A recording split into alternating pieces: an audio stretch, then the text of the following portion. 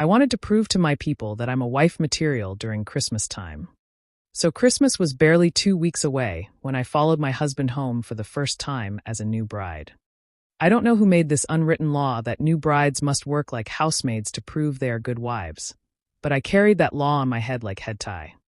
From the moment I entered that compound, I made it my mission to impress everyone, my in-laws, my husband's cousins, even the house cat that hissed at me on the first day. Before anyone woke up, I was already sweeping, cooking, washing, and smiling like a contestant on Best Daughter-in-Law contest. I cooked every day, washed clothes they kept for themselves, swept everywhere, fetched water, ran errands, everything.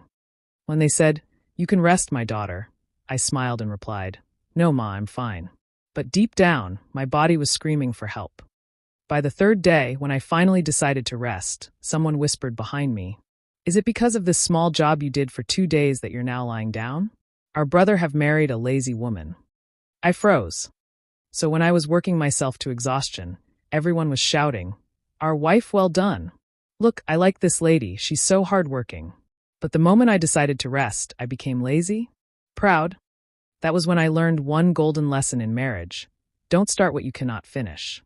Because once you set a standard, you'll have to keep proving it, even when your strength fades. Then came Christmas Day, December 25th.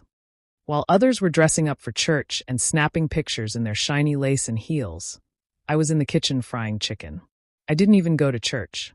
I didn't rock the new shoe my husband bought for me. My whole December 25th was spent turning chicken in hot oil. What shocked me the most was that my husband's brother's wife didn't lift a single spoon. Not one. If she as much as tried to help, everyone would shout, "Leave it. We don't want trouble." We don't have strength for her husband's problem. Before he comes and says, "Did I marry wife for all of you?" If anything happens to his wife's waist, you'll have him to contend with. So there I was, the only one running around the kitchen like a Christmas goat, while Madam First Wife sat pretty, laughing and sipping malt. That was the day I told myself, never again. This year, I'll cook what I can, rest when I need to, and let everyone do their share. If they like, they can say I've changed. If they like, they can call me proud. I've seen what trying to impress can cause. Some of those who didn't listen last Christmas are still recovering. One even said her hospital file name reads, "Hide my identity." So dear new bride, take it easy.